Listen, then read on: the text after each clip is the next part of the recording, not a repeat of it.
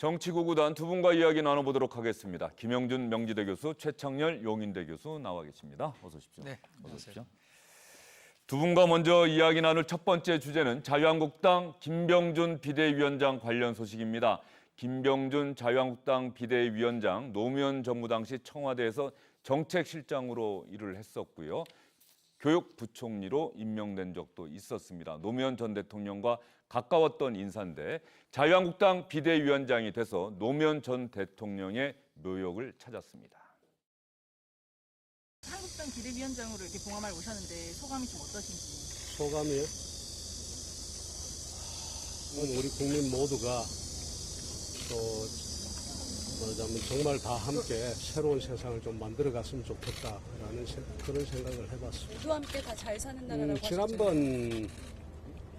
지난번 그 대통령 전직 대통령들 현충원에 방문했을 때하고 똑같은 거죠. 여러 번 왔었죠. 다만 매년마다 이제 그 추도식을 하지 않습니까?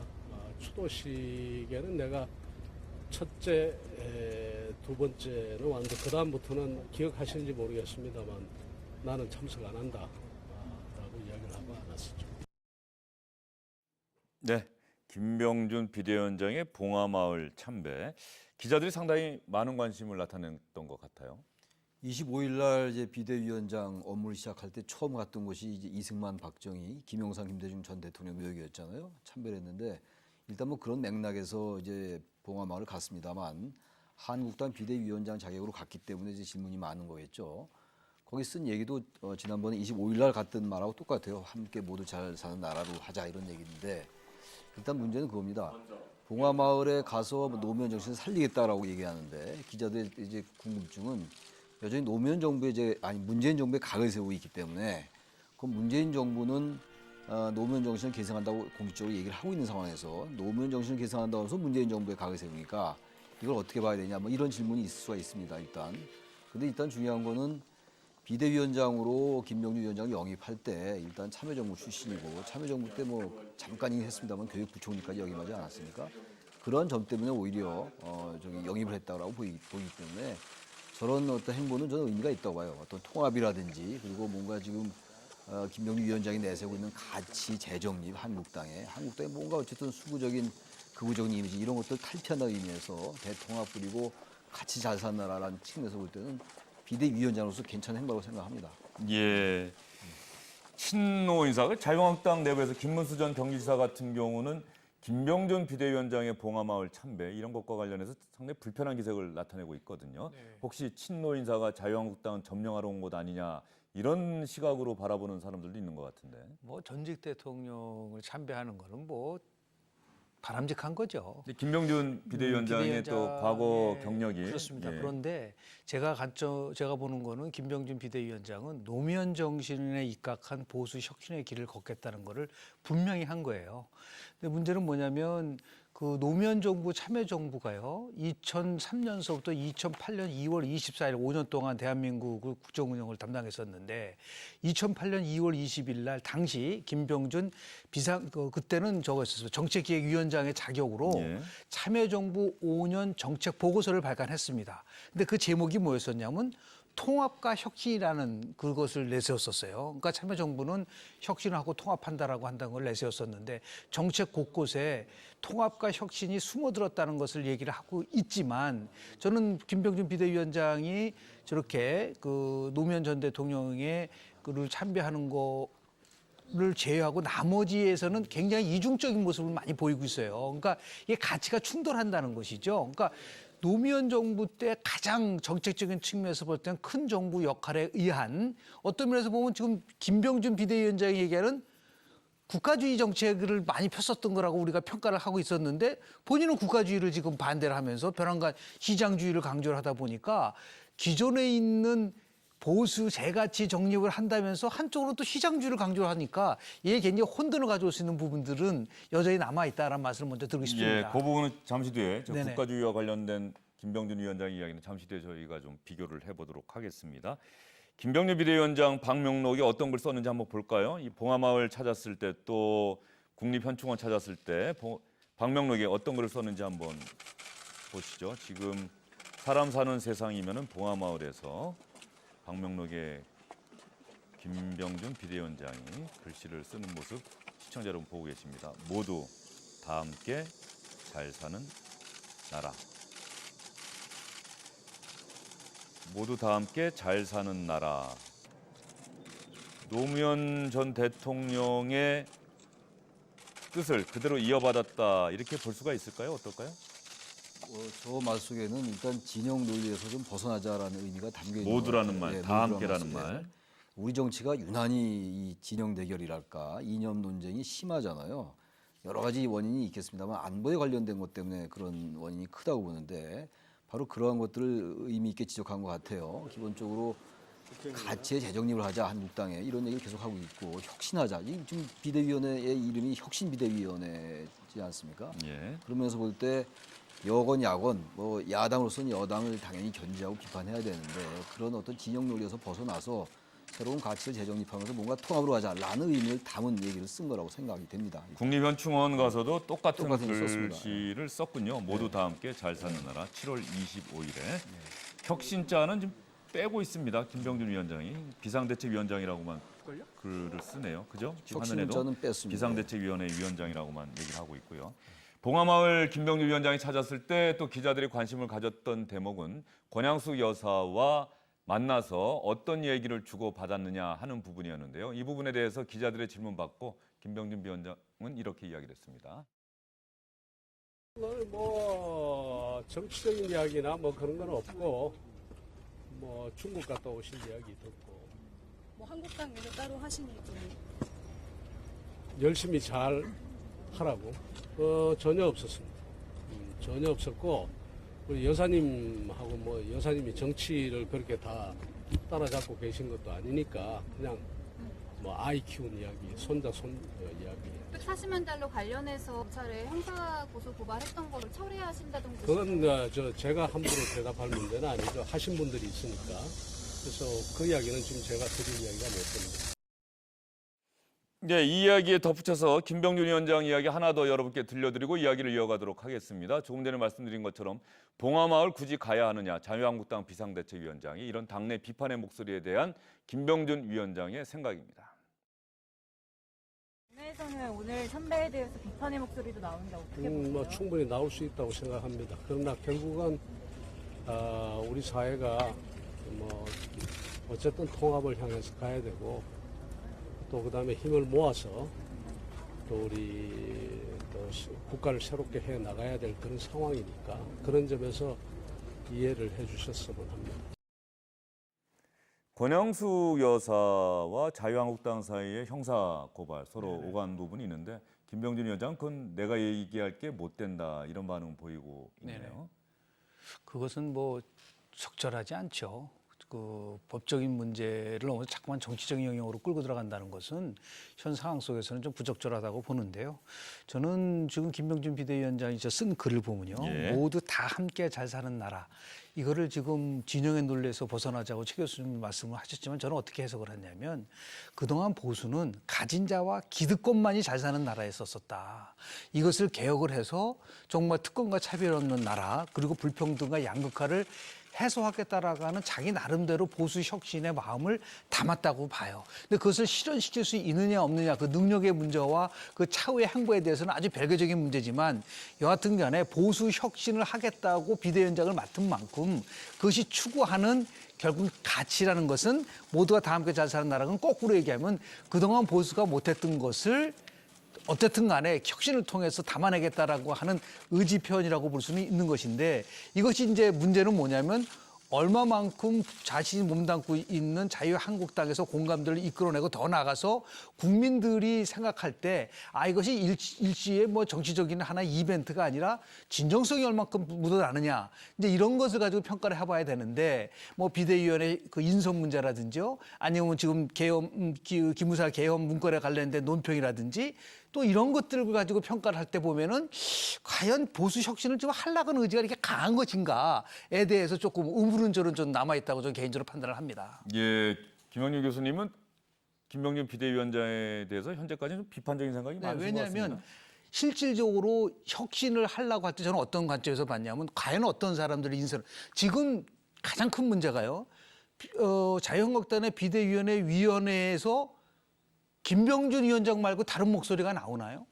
이것에 굉장히 문제가 있다. 한 개인이 모든 것을 끌고 가려고 하는 것이 그게 바로 혁신의 대상이 돼야 되는데 모든 것을 위원장이 앞서고 뒤서고 다 얘기하고 정립을 해 간다면 그거는 제가 볼 때는 다시 얘기하는 당내 통합을 못하는데 무슨 국민 통합을 할 수 있겠는가.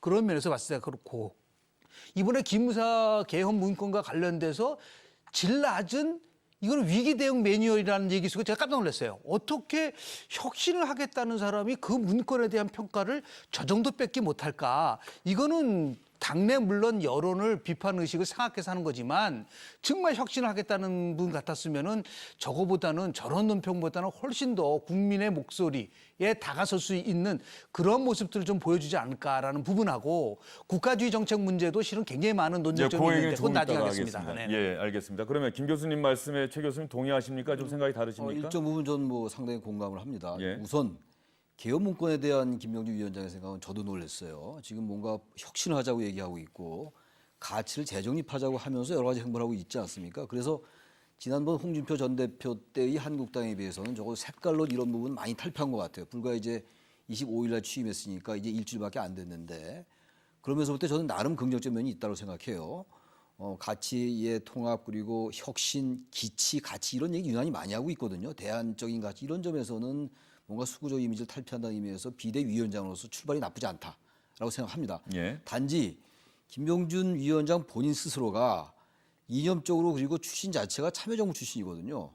그런데 이제 한국당에 갔다는 자체가 그 본인이 이 어떤 특정한 현안이나 현상이 있어가지고 입장을 정체성 있게 나아가기는 대단히 쉽지 않을 것 같아요. 그런 반영이 바로 개헌 문건에 대한 본인의 판단이었던 것 같습니다. 저는 저 생각은 제가 이게 함부로 얘기하는 게 어떨지 모르겠는데 제가 추론컨대 김병준 위원장이 그야말로 한국당에 지금 몸을 담지 않았으면 개헌 문건에 대해서 그렇게 평가했을까라는 생각이 좀 들어요. 그러면서 볼 때 전 김 교수님의 평가 일정 부분 동의하면서도 최근에 불과 얼마 안 됐지만 김병준 위원장의 행보는 나름 한국당으로서는 의미가 있지 않나라고 생각을 하고 싶습니다. 예, 그리고 김영준 교수님께서 몇 번 언급을 하셨습니다만 제가 이 시간에 말씀을 드리려고 잠깐 제가 좀 말씀을 좀 참아달라고 부탁을 드렸었는데요. 국가주의 김병준 비대위원장이 자유한국당 비대위원장이 된 다음에 문재인 정부를 향해서 비판하는 목소리 가운데 가장 많이 나오는 게 이 국가주의라고 하는 개념입니다. 과연 국가주의, 그러니까 김병준 비대위원장은 탈국가주의를 이야기하고 있는데 김병준 위원장이 어떤 뜻에서 이런 이야기를 하고 있는지부터 먼저 들어보고 나서 이야기를 이어가겠습니다. 탈국가주의 가치 경쟁 말씀을 자주 하시는데 그 국가주의라는 게 뭐 하루 이틀의 문제는 아니죠. 이제야말로 정말 새로운 시대를 열 때가 됐다. 이제 우리 국민들의 여러 가지 잠재적 역량이나 또 그다음에 성장한 시장의 그 규모나 힘을 봤을 때 또 우리 국민의 어떤 공동체적인 그런 정신들로 봤을 때 이제야말로 그냥 탈국가주의 시대를 열 때가 됐다. 노 전 대통령도 국가주의적인 한계는 좀 있었다고 생각하시나요? 네, 당시도 역시 규제라든가 시장에 대한 규제라든가 이런 부분들이 여전히 많이 있었죠. 있었는데 차차 이제 시대가 점점 변하지 않습니까? 그러니까 변하는 만큼 또 우리가 그만큼 더 열어야 되겠죠. 우리의 오랜 문화도 있고 그다음에 이제 권력 자체의 어떤 관성도 있고 권력을 쥐고 나면 그거 가지고 이제 뭘 해보고 싶은 거죠. 또 특히나 견제 세력이 약하고 할 때는 더더욱 이제 그런 경향이 있고 뭐 여러 가지 이유가 될 수 있는데 뭐 복잡합니다. 김병준 위원장이 국가주의의 대표적인 예로 드는 게 최근에 뭐 정부 측에서 이른바 방송사 프로그램의 이 시식 프로그램 먹는 방송 이른바 먹방 먹방이 많이 나오니까 이걸 좀 규제되는 것 아니냐 어떤 방안이 나왔더니 조선시대도 아닌데 어떻게 일일이 국민들의 먹는 것까지 정부가 간섭하려 하느냐 이것이 대표적인 국가주의다 이렇게 비판을 했거든요. 그거는 먹는 것에 대한 문제가 아니라 국민의 건강권과 관련된 것 쪽에서 접근해서 본다면 그거는 국가주의가 아니에요. 미국도 지자체에서요. 아이들이 자판기에서 고도의 영양성이 없는 이런 것들에 대해서는 규제를 합니다. 그걸 우리가 국가주의라고 얘기를 하지는 않는 것이죠. 지금 김병준 비대위원장은 저런 얘기를 하기 위해서는요. 참여정부 동안 모든 정책을 총괄했었던 입장에서 정치실장 했던 사람으로서 참여정부 시절에 갖고 있었던 여러 가지 정책 중에서 큰 정부의 역할을 둔 부동산 정책이라든지 언론 정책 등에 대해서는 어떠한 생각을 갖고 있는지에 대한 부분들이 명쾌하지를 않아요. 저는 그때의 정책이 지금 김병준 비대위원장의 그 관점에서 본다면 다 국가주의 정책이라고 볼 수밖에 없는 것이다. 그러니까 현 정부는 시민사회, 지방 분권, 자율성 이런 것을 강조하고 있는 이 상황 속에서 이 정부는 국가주의 정부다라고 비판할 때는 상당히 굉장히 어떻게 보면 용감한 비판인 거예요. 그러면서 봤을 때 또 얘도 뭐 자판기 문제라든지 이번에 먹방 문제라든지 이걸 가지고 이것이 정부는 지나치게 국가주의로 가고 있다라고 비판하는 거가 과연 어느 정도 설득력이 있는지에 대해서는 저는 개인적으로 국가주의에 대한 이해가 조금은 좀 부족하지 않나라는 생각을 좀 하게 되고요. 오히려 저는 이제 관심 있는 부분은 뭐냐면 보수 혁신을 한다고 한다면 실은 국가주의의 대책점에 있는 게 시장주의라는 것이죠. 그러면 탈권위주의를 국가주의를 얘기하면 그러면 시장주의를 얘기를 하는 것이냐? 그럼 시장주의는 기존 보수의 가장 핵심적 가치라고 한다고 한다면 보수 혁신을 한다고 하면서 기존의 핵심적 보수 가치인 지나친 시장의 주의를 강조한다면 이게 과연 혁신과 어떻게 조화를 이뤄낼 것이냐. 저는 그런 관점에서 봤을 때 국가주의와 이 시장주의의 논쟁은 저는 그렇게 유익하지 않다라는 말씀을 좀 드리고 싶습니다. 예, 최 교수님 생각은요? 일단 국가주의 하면 떠오르는 게요. 일단 전 공동체주의가 떠올라요. 좀 긍정적으로 본다면 우리가 공동체주의와 자유주의의 논쟁을 많이 봤습니다. 그 이제 유명한 그 마이클 샌들 교수의 정의란 무엇인가. 그 마이클 샌들 교수가 공동체주의자예요. 예. 근데 지금 국가주의를 얘기하고 싶은 건 아마 이 행정학자로서 김병준 교수가 국가주의 개념을 모르지 않을 겁니다. 아마. 근데 지금 저 하나의 프레임을 설정하는 게 아닌가라는 생각이 들어요. 그러니까 국가주의 하면 지금 탈국가주의 얘기가 나오고 있는데 뭔가 지금 문재인 정부가 국가주의라는 것을 가지고 지나치게 많은 규제를 한다. 그리고 국가가 지나치게 시민사회나 개인의 많은 통제를 한다라는 얘기를 하고 싶어 하는 것 같습니다. 지금 사실에 부합하지 않는 것 같은데 제가 봐도 그런 프레임을 설정하면서 한국당과 집권당과의 이 관계 프레임 자체를 과거에 수구적인 안보관을 가진 그러한 어떤 수구적인 정당, 근데 뭔가 개혁한 정당의 이미지에서 이 프레임을 국가 대 시장의 개념으로 가면서 뭔가 한국당의 가치를 재정립하려는 그런 의도가 깔려 있는 것 같아요. 그냥 국가주의에 대해서 지금 뭐 상당 논쟁이 있는 거고 짧은 시간에 얘기할 수도 없는 건데 국가 대 시민사회, 국가 대 시장, 국가 대 개인 이런 게 있잖아요.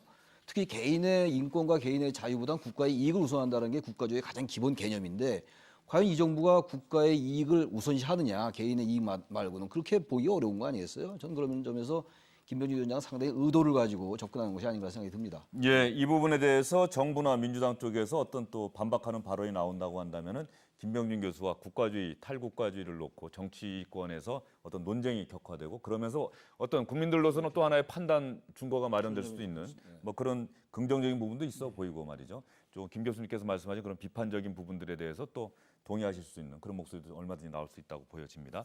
김병준 비대위원장의 행보 앞으로 관심을 갖고 지켜봐야 될 것 같습니다. 주영진의 뉴스 브리핑 속도를 좀 내보겠습니다. 박원순 서울시장 최근에 언론에 참 많이 나오고 있습니다. 서울시장 공관이 원래 있었는데 공관을 마다하고 서울 강북구의 한 옥탑방에 거처를 마련했죠. 지금 박원순 시장 부부가 서울 강북구의 한 집으로 들어가는 장면 나오고 있습니다.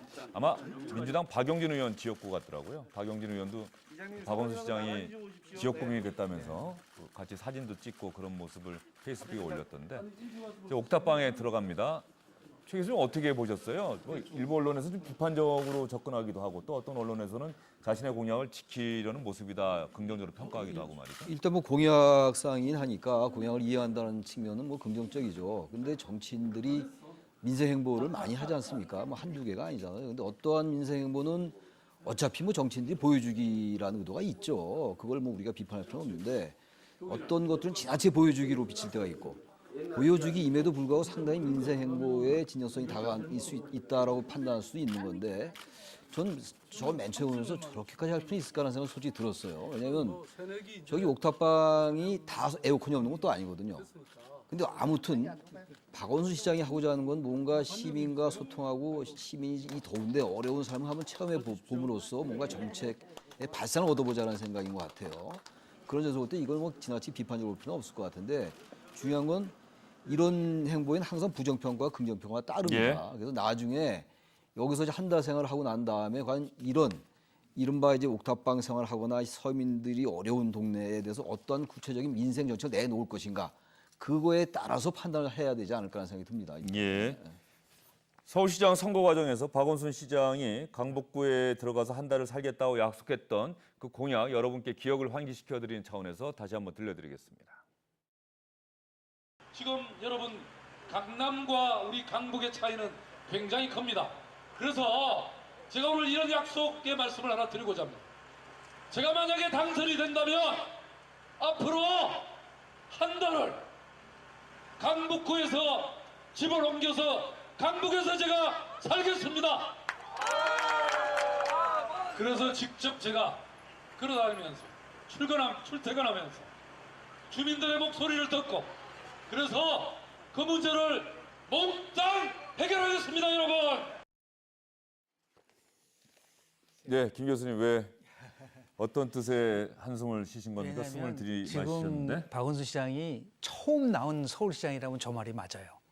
지금 2011년서부터 2018년까지 7년 동안 대한민국의 서울시장이었다고 한다면 그동안 그러면 강남북의 균형 발전을 위해서 뭘 했는지 그리고 더 나아가서 꼭 옥탑방에 살아야지만이 지금 그 강남북의 불균형을 해소할 수 있고 문제를 해결할 수 있다라고 저는 거기에 대해서는 참 동의하기 어렵다. 그리고 정말 오랜 시간 동안에 저 문제는 서울 시민들이 갈구했었던 거였다면 훨씬 더 종합적이고 체계적이고 저렇게 즉흥적이 아니고 이벤트성이 아니라 정말 구체적인 민생 정책을 그동안 뭐를 어떻게 했는지에 대한 반성을 하는 게 우선이고 그것에 부족한 부분을 얘기를 해야지 저렇게 옥탑방 한 달 동안 하면서 이 모든 민생 문제가 해결되고 강남북 불균형 문제가 해결된다고 하면 뭐 매번 달마다 옥탑방에 사시는 게 낫죠. 그런 면에서 봤을 때 조금 너무 좀 보여주기식이라는 부분 속에서 있고 또 하나 뭐냐면 서민들의 생활을 체험하겠다고 한다는 것은 좋은 겁니다. 그런데 또 시장은 뭐라고 했냐면 나는 이거 일을 하러 위해서 가기 위해서 옥탑방에 갔다라고 얘기하는 거는 또 이게 좀 아구가 좀 안 맞는 것 같아요. 예. 그런 의미에서 봤을 때 조금 좀 정말 일반 서울 시민들이 원하고 체감할 수 있는 정책이 좀 효과를 낼 수 있게끔 좀 능력을 좀 보여주시고 그리고 성과를 좀 내주셨으면 좋겠다는 말씀 좀 드립니다. 예. 뭐 박원순 시장 이야기는 여러 번 나왔던 이야기인데 저희 주영길의 뉴스브리핑에서는 처음으로 다뤘습니다. 보여주기식 행보다라고 하는 비판도 있는 것 같고 어쨌든 간에 또 공약을 지키려고 하는 측면에서 긍정적이다라고 하신 말씀까지 해주셨는데 이제 중요한 것은 처음에야 언론이 또 기자들이 따라붙어서 출퇴근하는 모습 취재하고 그러다 보면은 아무래도 좀 너무 보여주기식 아니냐 하는 부분이 지적이 나올 수도 있는데 남은 이제 한 달 중에서도 한 20여일 남지 않았겠습니까? 그 20여일 동안에 박원순 시장이 과연 어떤 모습 보여주느냐 이 부분이 또 이웃 주민들이 과연 어떤 반응 보이느냐가 박원순 시장이 한 달 강북 살기의 성패를 결정하지 않을까 싶습니다. 좀 더 지켜본 다음에 다시 한번 말씀을 나누기로 하고요. 시간이 얼마 남지 않았습니다만 오늘 이 부분은 좀 짚고 넘어가야 될 것 같습니다. 자유한국당 김성태 원내대표가 오늘 회의 석상에서 군개혁과 관련해서 또 어제 정부가 발표한 세법 개정안에 대해서 비판하는 목소리를 내놓았는데 이 군개혁과 관련해서 군인권센터의 임태훈 소장의 성정체성까지 거론하면서 비판을 해서 정치권에서 논란이 일고 있습니다. 어떤 이야기인지 시청자 여러분 들어보시죠. 이 임태훈 군인권센터 소장이라시는 분은 이분은 성정체성에 대해서 혼란을 겪고 있는 자가 군개혁을 주도한다는 것은 어불성설입니다. 우리 60만 군인이 이런 성정체성에 혼란을 겪고 있는 자가 군을 대표해서 군개혁을 이야기하는 시민단체의 수장으로서의 목소리를 과연 어떻게 받아들이겠습니까? 제대로 된 군생활을 통해서 군의 현주소와 문제점을 자신이 체험하고 또 겪은 부분을 앞으로 군체제 개혁을 위해서 이야기하는 거하고는 다르다는 이야기죠. 대표님 욕 많이 드실 것 같아요. 예? 욕 많이 드실 것 같은데. 그럼 여러분들이 그렇게 그 뭐 문제를 아니 제기하는 사실 공개 회의 석상에서 언급하는 게 부적절해 보이거든요. 대표님. 저는 뭐 그걸 그렇게 뭐 군개혁을 위해서 보다 그럼 나 같은 경우도 군대 생활을 근 35개월을 했습니다. 대한민국에서 군 생활을 직접 체험하고 경험하고 군대 생활 중에 애완과 보충 또 군대 조직을 아는 거하고 다르다는 것이죠.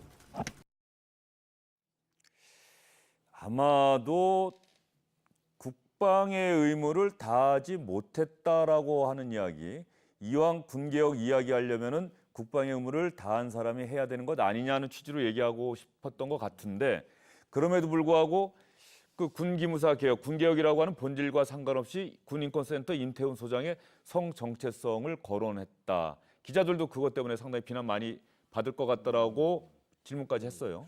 저는 뭐 아주 부적절한 발언으로 느껴집니다. 지금 임태훈 소장이 어제 얘기한 거는 기무사가 노무현 대통령과 윤광 국방장관의 통화조차도 감청했다.